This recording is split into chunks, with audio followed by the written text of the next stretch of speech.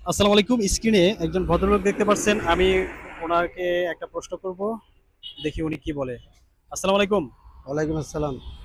ভাই, আমি একটা প্রশ্ন করব আপনাকে। করেন, কি আচ্ছা, প্রশ্ন করবেন বলেন। ফ্যামিলিতে সবারই বোন আছে, তাই না? ভাই বোন থাকে না? সবারই আছে। আচ্ছা, বোনকে নিয়ে সবার এত কষ্ট কেন? মানে বোনের সম্পদ আত্মসাৎ করতে হবে, হ্যাঁ? বোনকে ঠকাইতে হবে, ঈদে কোরবানিতে বোনের খবর নেয় না, ঠিক আছে? অনেক ফ্যামিলিতে আছে না? অবশ্যই আছে, অনেক আছে, অনেক আছে, শত শত আছে আছে এরকম। না? অনেক আছে। তাহলে এটা নিয়ে আপনি কিছু বলেন তো, যে এরকম বোনের সাথে এরকম অবিচার কেন হয়? বা এটা তো আমরা তো আসলে কি বলবো, এটা মনে করেন যে আমরা এখন আর লোকজনের এরকমই অবস্থা, বোনদেরকে কোনো খেয়াল রাখে না। খেয়াল রাখে না? কিন্তু অথচ বোনেরা কিন্তু ভাইদের জন্য পাগল, পাগল থাকে? অনেক পাগল।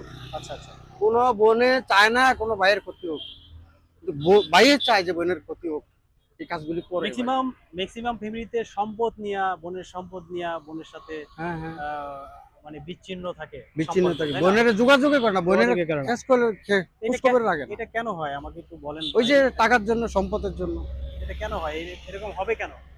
কারণ এরকম হবে, আমাদের চিন্তা ভাবনা তো অন্যরকম ভাই। আমি মনে মন করি মানসিকতা, চিন্তা আমি মনে ভাবনা। করি বোনও তো এক মায়েরই সন্তান, হুম। আর ভাইও তো এক মায়েরই সন্তান। তাহলে এটা মানে ভেদাভেদ কেন হবে? তাদের মধ্যে হিংসা এরকম কেন হবে? এটা হয় ভাই, বিয়ে করার পরেই হয় বেশিরভাগ। হ্যাঁ, বিয়ে করার পরেই হয়। বিয়ে করার পরে হয়।